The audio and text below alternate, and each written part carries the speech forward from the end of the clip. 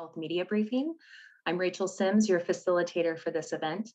I'd like to welcome our panel for today. From the Washington State Department of Health, we have Dr. Umair A. Shah, Secretary of Health, Lacey Fahrenbeck, Deputy Secretary for Prevention of Health, Dr. Bob Lutz, COVID-19 Medical Advisor, Michelle Roberts, Assistant Secretary for Prevention and Health, and Andrew Rose, Deputy Assistant Secretary of Response Operations.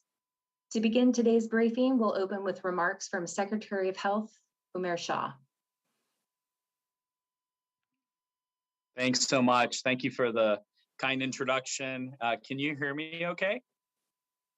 All right, I see some nods of heads, so thank you. I'm gonna start by just thanking Dr. Lutz, Lacey, Michelle, Andy for joining today and being part of this briefing. Just a couple of things before we get started. First of all, it's been a month since we've had a chance to meet with all of you, and I want to again underscore just the appreciation that we've had for our media partners and everything that you have continued to do throughout this pandemic to help us fight misinformation and also provide details of what's happening in the state. We thought it was important to be able to update you all on what's happening in the state of Washington, especially as you're seeing, just as we are, some increasing concerns related to COVID-19, certainly within our state, but also beyond our state across the country. But before I jump into COVID-19, I did want to just take a moment by acknowledging what occurred, the unspeakable tragedy in Uvalde, Texas yesterday. As you know, took the lives of 19 children, 2 adults, and we have another senseless mass shooting in our nation. As you know, I was in Texas for 25 years, and it really hits close to home.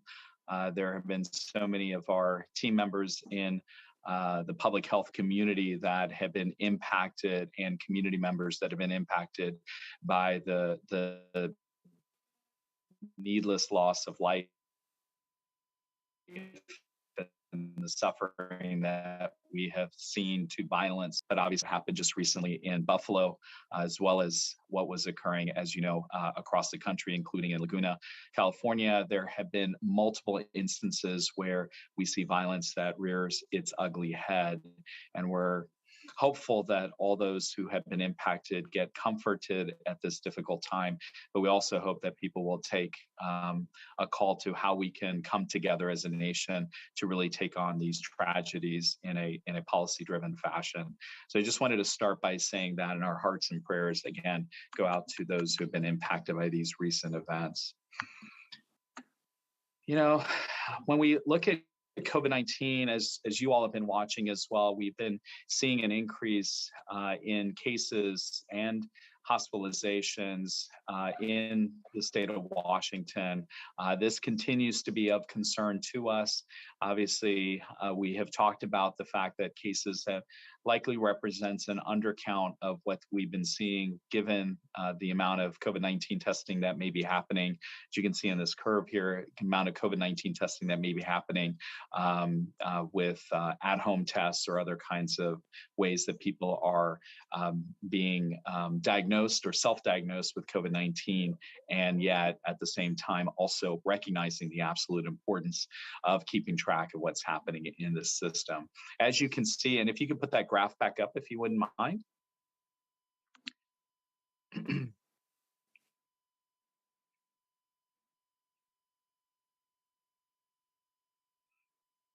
So since the last time we were giving a briefing, you can see that we had come off nicely from the Omicron curve, and we have started to see an increase that has really not gotten to the point of Omicron or our Delta wave previously, but it is concerning to us, especially as we talked about with the undercounting of cases. If we can go to the hospitalization graph, what I think it's also critical to say is that as we watch BA2 and monitor its movement across our state, our focus remains on watching for serious disease, and that remains absolutely concerned about healthcare capacity as measured by hospitalizations. And that's what we've started to see as an increase in our state as well. And so it's not just cases, it's hospitalizations are also increasing. And obviously of note is that we have not had an increase in deaths in the state of Washington thus far.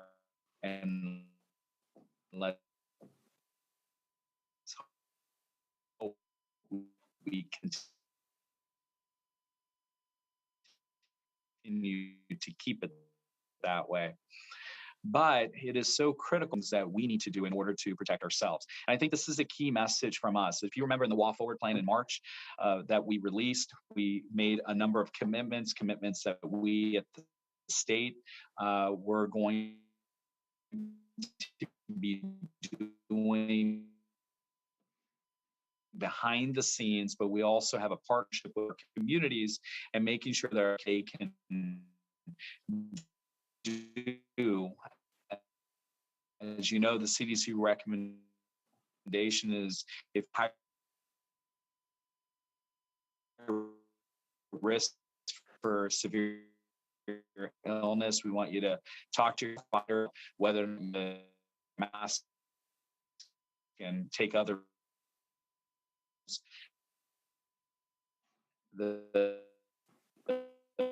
cases and the increases and the transmission moving from medium to high in the Midwestern states Dr. as well. Shaw, So we're audio from you. keeping an eye on these. Dr. Shaw, we're getting poor audio. With our gene sequencing, including our water surveillance.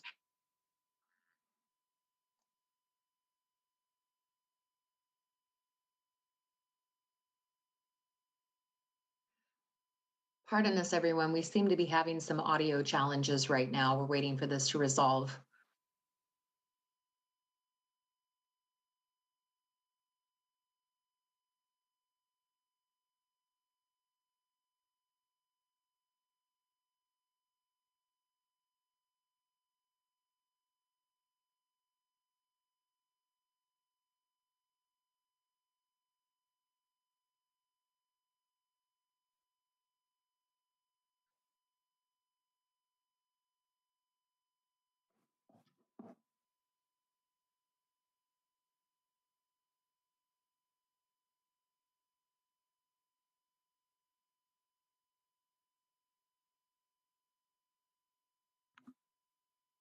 Can you hear me?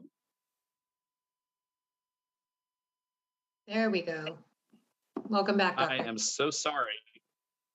Yeah, and I am not sure where we left off, but I was just making the comment that as we're seeing disease activity increase across the country, certainly disease activity as well as hospitalizations increase in our state, this is the time that we want to remind everybody of the recommendation that Department of Health has had, which is that when you are in indoor settings that are crowded, confined spaces, we absolutely want you to wear a mask, or at least make sure that you're doing everything you can to protect yourself or those around you.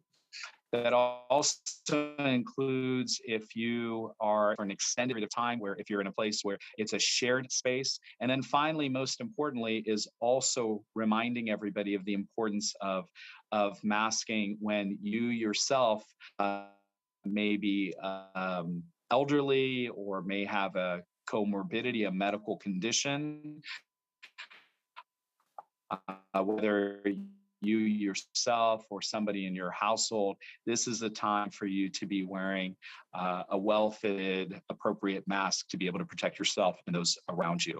And under 5 that Michelle Roberts is going to be providing information to, but this is the time for us to remind ourselves that this pandemic is not over. We can continue to do things like get boosted, make sure that we're getting tested, making sure that we're taking care of those around us, wearing a mask, especially when you're in, again, indoor confined, close spaces, when you have potentially medical conditions and or elderly or age reasons for it, or if you're in a situation where it's poorly ventilated. This is the time for us to continue to take those precautions, those safety protocols. So I just wanted to start with that, and I'm going to turn it over to Lacey Fahrenbach to provide additional details. Then we'll go through a team of folks, and then we'll come back for additional.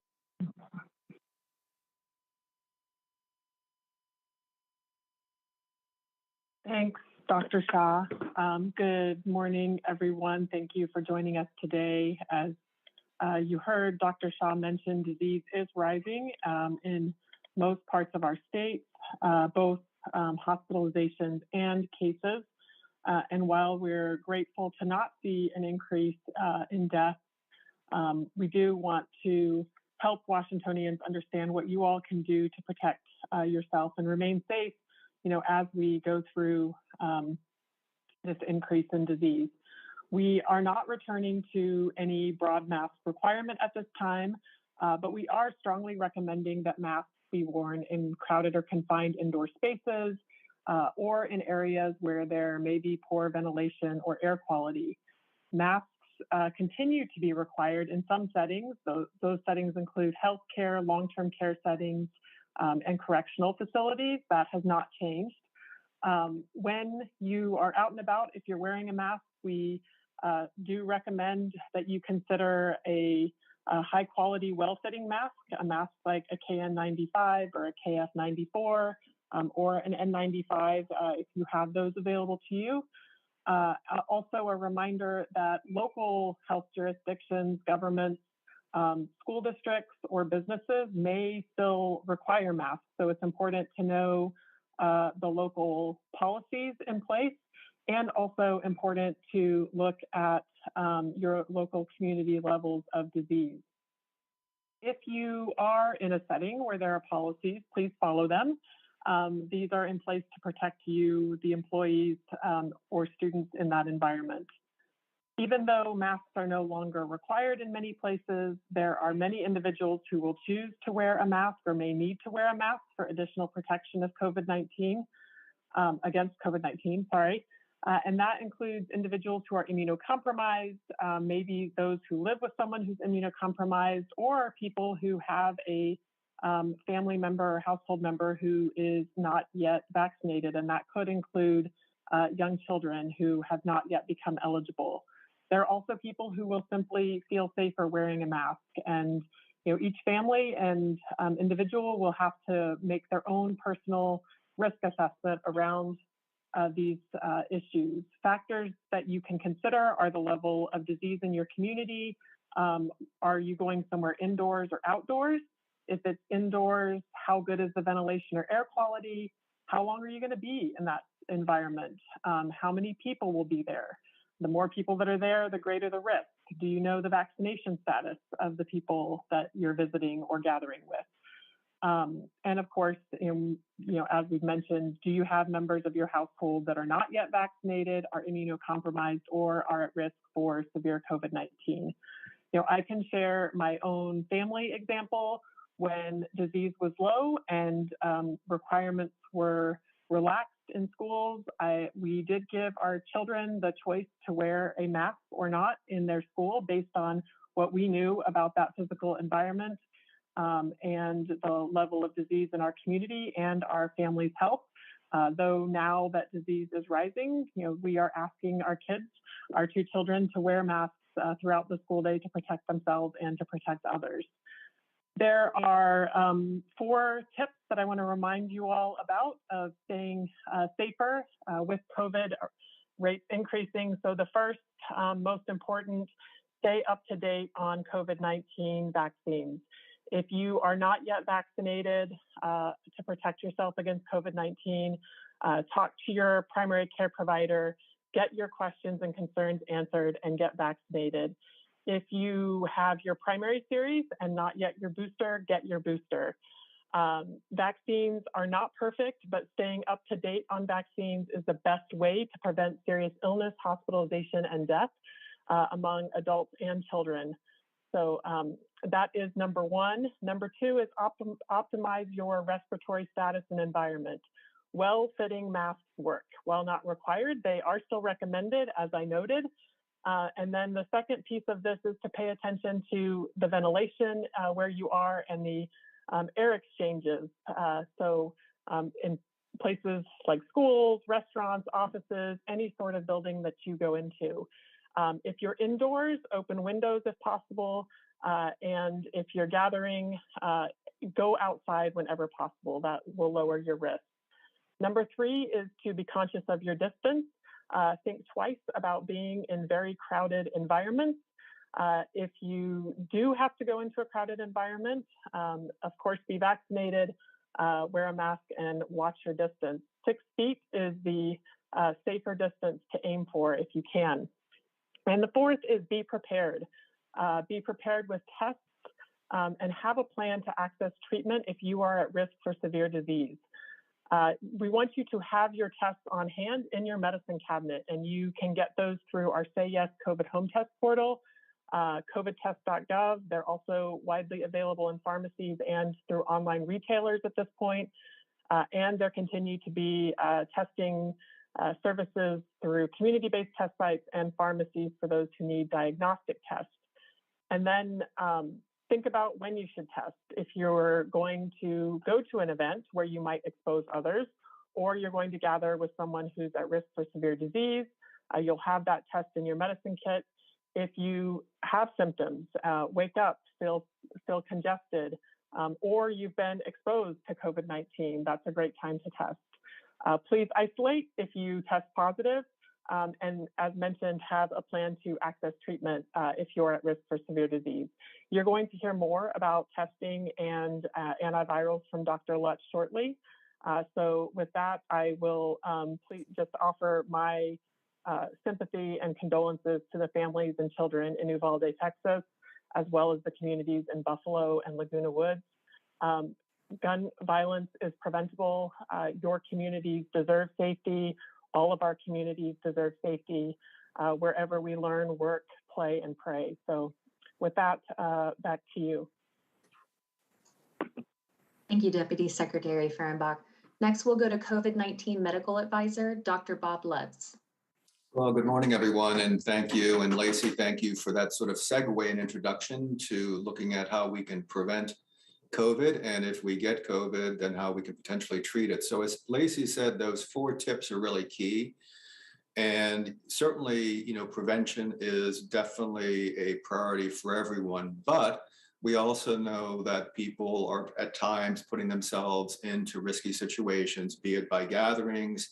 And so that's where testing really becomes a priority for us. And so testing is something that we really want to encourage people to do. As Lacey just mentioned, think about it if you're out going to a gathering, if you've been at a gathering, think about it if you're traveling. Let's say potentially you're traveling, or maybe you've come back from travel, then consider testing, especially if potentially you've been in an environment that's high risk. If you're feeling unwell, certainly with testing being available right now, testing should be a consideration for you if you're just not feeling well, and especially if you've been in contact with someone that you believe could have had COVID or in a high-risk setting, such as a gathering. As Lacey alluded to, we continue to have tests available. These over-the-counter tests are readily available through the state Say Yes to COVID test initiative. Right now, households can place up to 2 orders each month, and that's 10 free tests per month. Simply going online and to the website, sayyescovidhometest.org, or via the DOH COVID hotline. Prepare. Know that it may take 1 to 2 weeks for these tests to actually arrive, although many times they're arriving within 48 hours. But you want to be prepared in case you're putting yourselves in a situation where at risk for contracting COVID-19. If you do find yourself testing positive, as Dr. Shah alluded to, right now we're seeing increase in cases, but we also know that many of the individuals are testing at home. And so we're not having the ability to capture all of the data. So know that you can actually report these tests via the Say Yes COVID Test website. And it's important to know that as of May 22nd, through this initiative, Washington State DOH has provided more than 6.6 million tests to Washingtonians across the state. So again, a real credit to the work being done at the state, and again, to you as individuals looking for these tests to keep yourselves as well as your community members safe. I want to then pivot then to what happens if you contract COVID. So we know that COVID has caused severe disease. We also know, however, that we have medications now available that can actually treat and prevent severe disease, especially for those individuals who are at risk.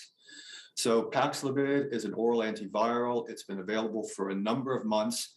There are some limitations to it in that it has to be prescribed by a provider and it has to be prescribed within 5 days of onset of symptoms. But it's very effective. The research has shown that it's almost 90% effective at preventing severe disease. So if you find yourself potentially contracting COVID, you find yourself also at one of the categories of potentially being high risk for severe disease, i.e. going to the hospital, requiring hospitalization, then again, I would encourage you to talk with your provider and see whether or not you're eligible for Paxlovid. It's a medication that, again, as I mentioned, very effective, but it has to be ideally provided within 5 days of onset of symptoms. Currently, there's plenty of Paxlovid across the state. We have more than 800 locations, be they pharmacies, be they clinics, where Paxlovid is available. And so it's really important for you to be aware of your treatment options if you get COVID. So with that, I'm going to turn it over back to Rachel. Thank you. Thank you, Dr. Lutz. Next, we'll go to Assistant Secretary Michelle Roberts. Well, good morning, everybody. I'm Michelle Roberts, and I lead the state's COVID-19 vaccine planning and distribution team. So with hospitalizations and cases rise in Washington, vaccines remain the best way to protect yourself and your family from severe disease, hospitalization, and even death from COVID-19. It's critical to stay up to date on your boosters and COVID vaccines and your boosters.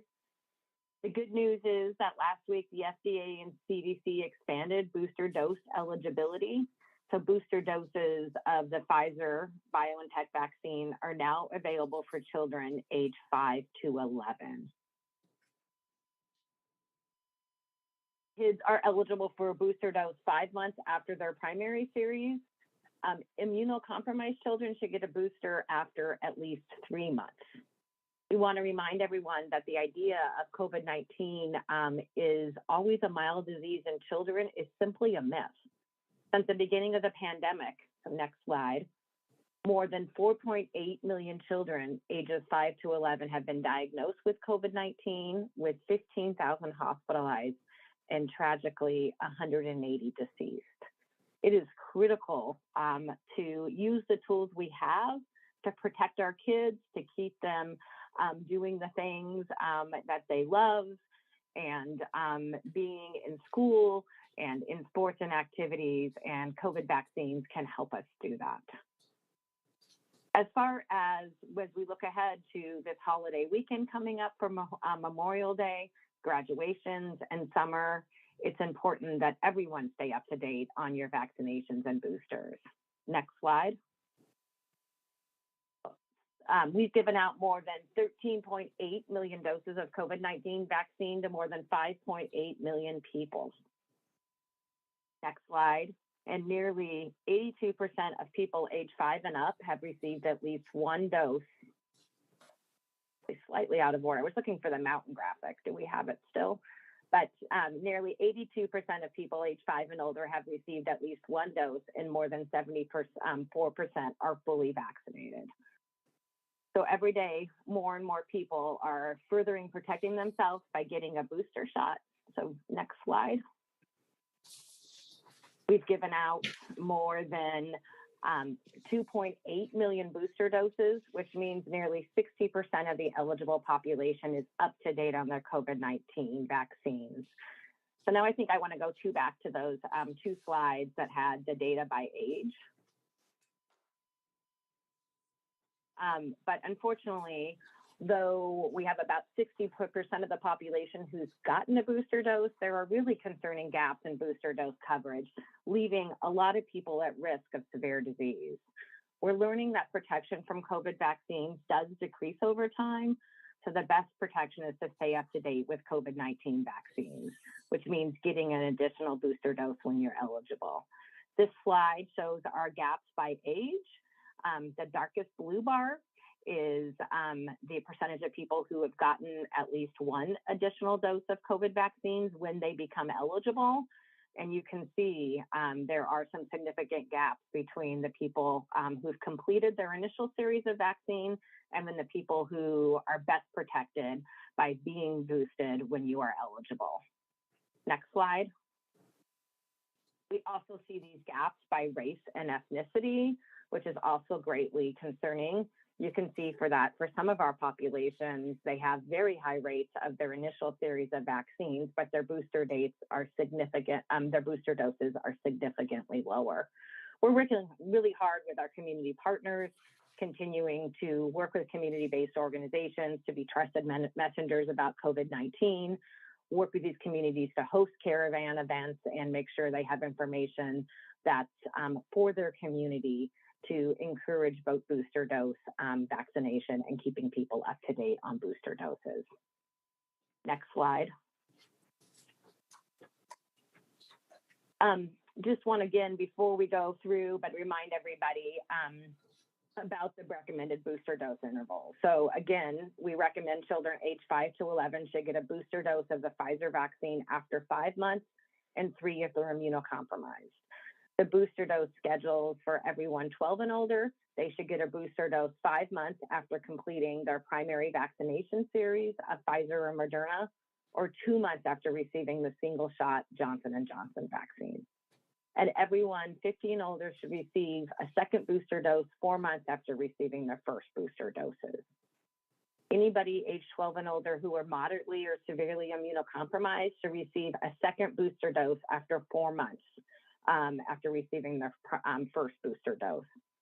And those 18 and older who received a primary vaccine and booster dose of the Johnson & Johnson 4 months ago can receive a second booster dose of an mRNA COVID-19 vaccine. I know that's a lot of information about booster doses with a lot of different intervals, depending on your age, your health condition, if you've already completed your your primary series and are getting your first booster dose or your second booster dose.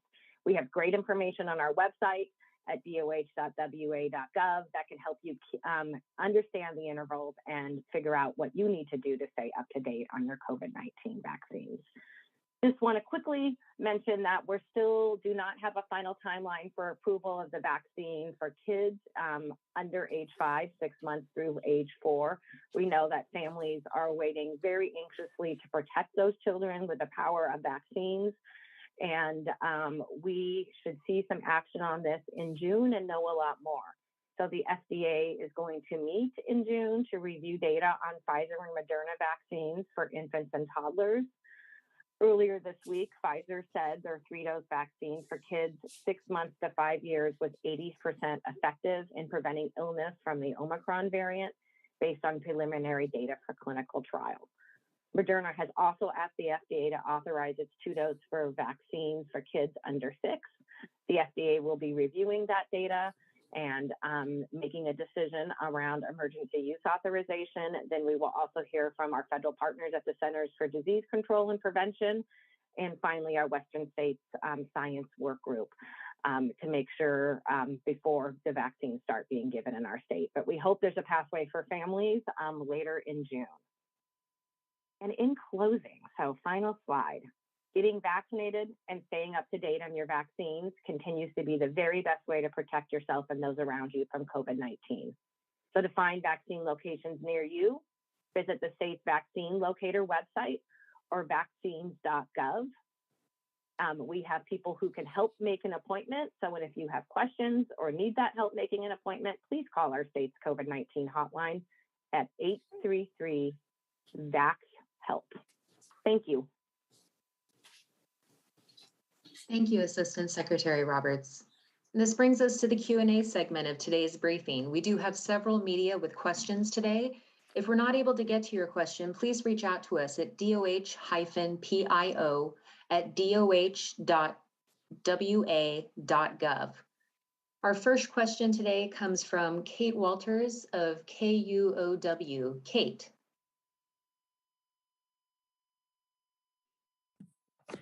Hi, yeah, thank you all for taking the time to update us. I have two questions, if you would indulge me, around boosters.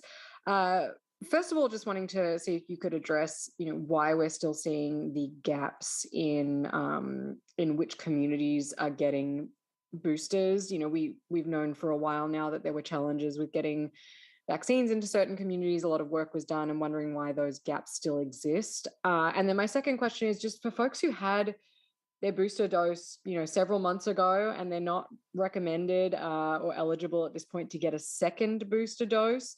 What do you want to say to them? Some folks I think are feeling a little nervous as cases and hospitalizations rise. Is there anything on the horizon that would mean a recommendation for a second booster dose for people who are currently not eligible? Thanks so much.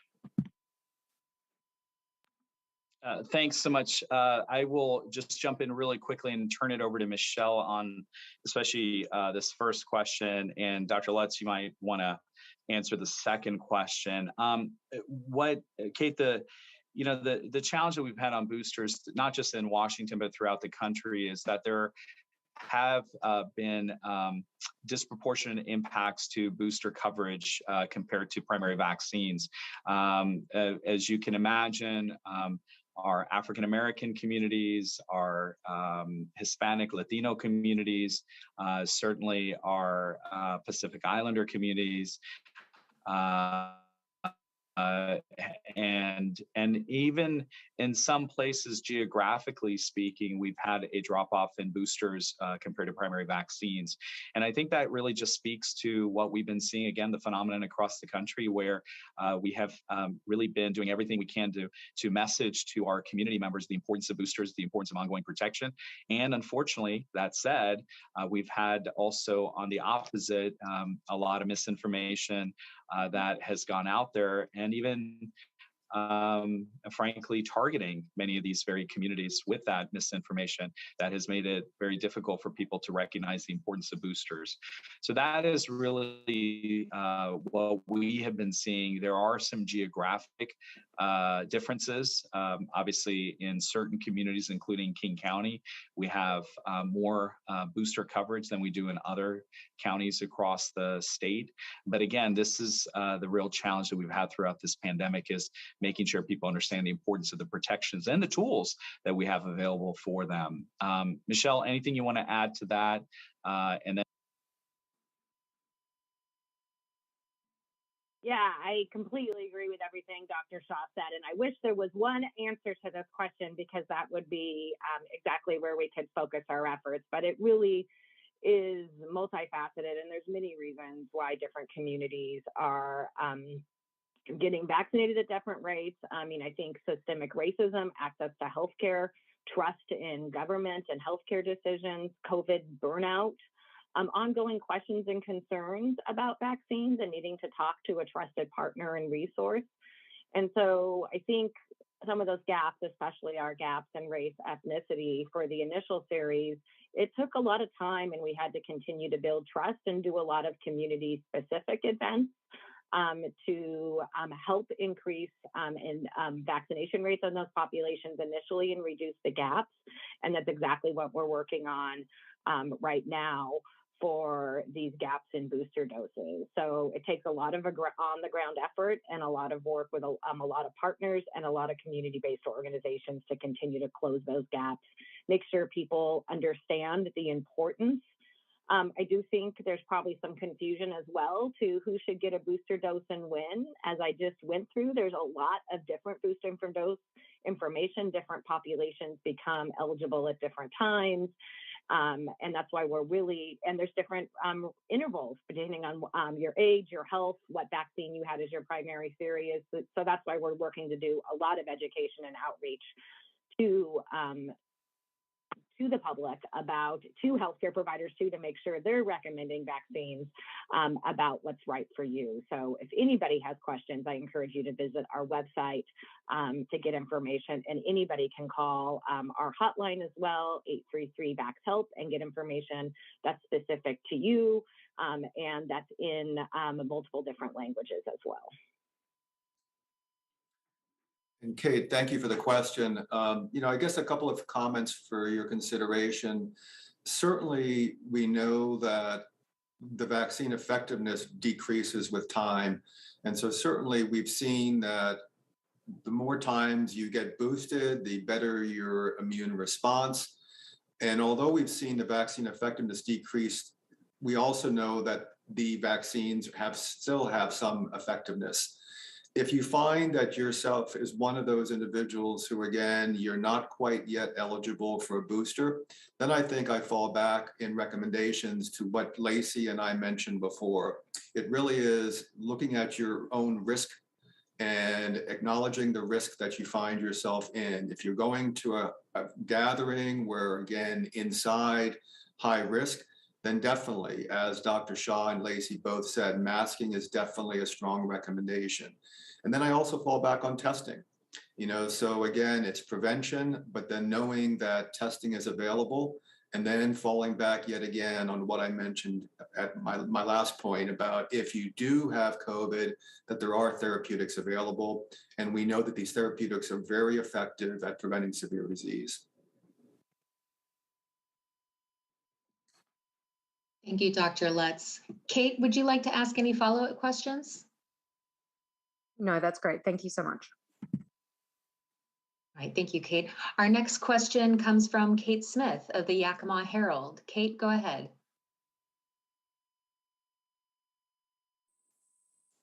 Hi, thank you for taking time this morning. Right now in the Yakima Valley, we're just starting to see an increase in cases. We're a few weeks behind Seattle and the West Side. At this point, how do you expect the current increase in cases and hospitalizations that we're seeing to progress throughout different areas of the state in coming weeks? Thanks, Kate. I'll take that and I'll turn it over to Lacey, Dr. Lutz, if they want to add anything here.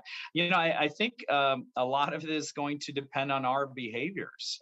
We really have an opportunity to get ahead of this and prevent from what we're seeing across the country happening in our state. And while we're seeing increases in certain communities, particularly in Western Washington, we do recognize that, as we've seen throughout this pandemic, that none of us are immune to that transmission, that it's just a matter of time before it gets to other communities. And so if we take the protections, again, get our booster shot, we wear a mask, especially in those crowded, confined spaces without good ventilation, certainly when there's shared spaces, and especially if we are concerned about our own medical condition or because of age, that we're concerned about the frailty of our own condition or those around us, then that's where, it really is going to be up to us. And if we have symptoms and, we don't go out and expose others, rather we get tested and we stay home, we stay away from others, and we protect those around us, those are the ways that we're going to continue to be able to get ahead of this. And so short of that, those individual activities and the collective continued reminder that we still have this pandemic ongoing, really it's a matter of spread happening, and it is hard to predict in which direction it will go. But I will tell you that you'll start to see increases in communities throughout Washington. None of us are immune to this. It's just a matter of the protections that we put in place. So Lacey, Dr. Lutz, anything the two of you would like to add?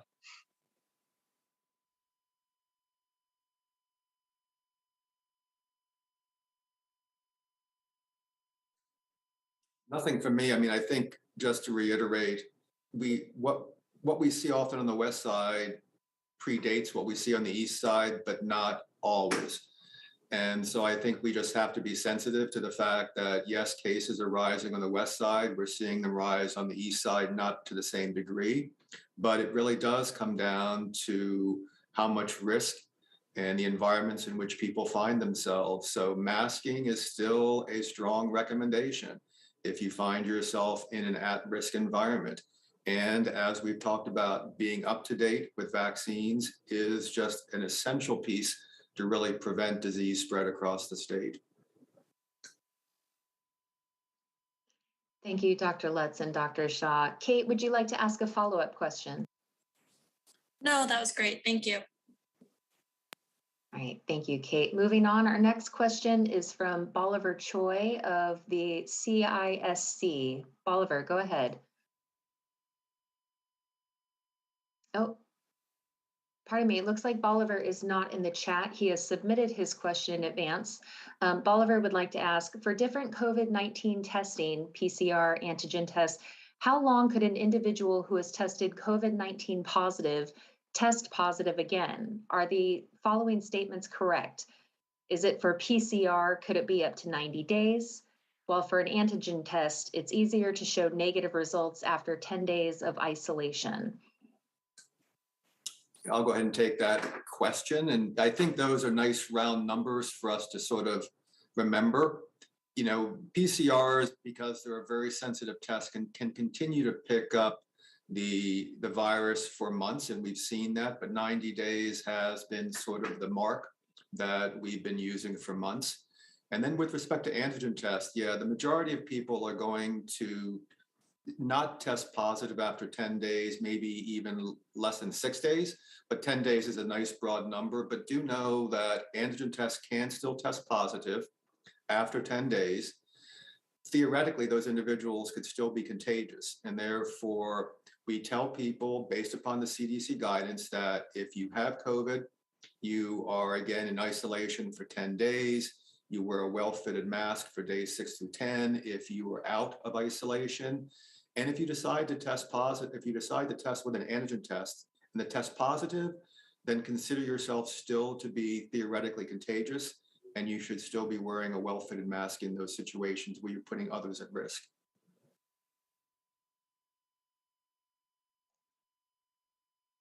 Nothing to add. Thank you, Dr. Lutz. Our next question is from Elise Takahama from Seattle Times. Elise has also submitted her question in advance. What, if any, trends have epidemiologists identified in rising cases and hospitalizations? What age or demographic groups are being most affected now? Yeah, I'll take a start with that, and then Dr. Lutz, if you want to add to this. You know, this is a time where we are seeing increases in many age categories, and a lot of that is really coming down to exposures. It's coming down to vaccination rates. We are seeing younger middle-aged individuals who are testing positive.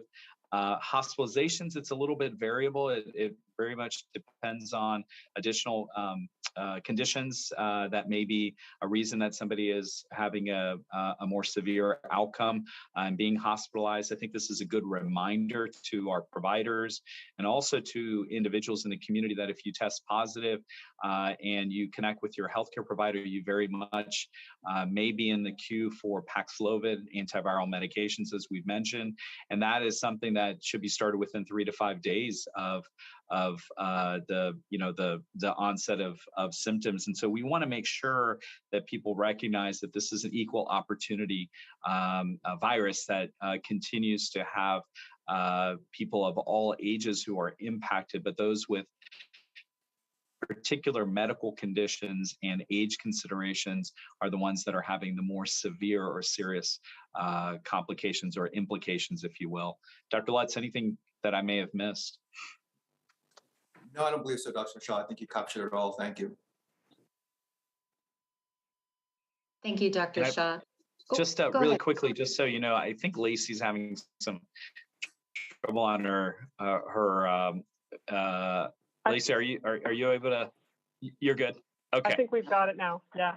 Okay. Yep. Perfect. Thanks. Okay, and this concludes the question and answer segment of our briefing. We'll go to Secretary Shaw for closing remarks. Yeah, I want to thank our team, Dr. Lutz, Lacey, Michelle, Andy for being on. I want to thank all of our partners that continue to help us through this difficult time. And I certainly want to thank our media partners that have remained with us throughout this pandemic. The reminder that we're seeing increases in cases and hospitalizations. This is the time to double down on remembering that the pandemic isn't over. And especially for those who are older, those seniors in our communities, as well as those with medical conditions, this is a time in particular to think about the protections to put in place. And we've talked about those, including vaccinations and boosters, certainly getting tested if you've been exposed, getting tested if you have symptoms, and most critically, also remembering that if you are in an indoor setting and you are in a confined, crowded place without good ventilation, not either or, any of those, that you really strongly should consider wearing a mask. And our recommendation is that we want to continue to get ahead of this, continue to fight the fight, and do everything we can to protect ourselves, each other, and our communities against COVID-19. And again, look forward to continuing to update our communities and all of you on what's happening in our state. I want to thank all of you for the incredible work that you've put in to help fight this pandemic in the state of Washington. And with that, I will turn it back. Thank you so much. Thank you, Secretary Shaw. This concludes today's media briefing. I'd like to thank our panelists for their time today and TVW for hosting today's live stream and archives of past briefings. Thank you, everyone. Take care.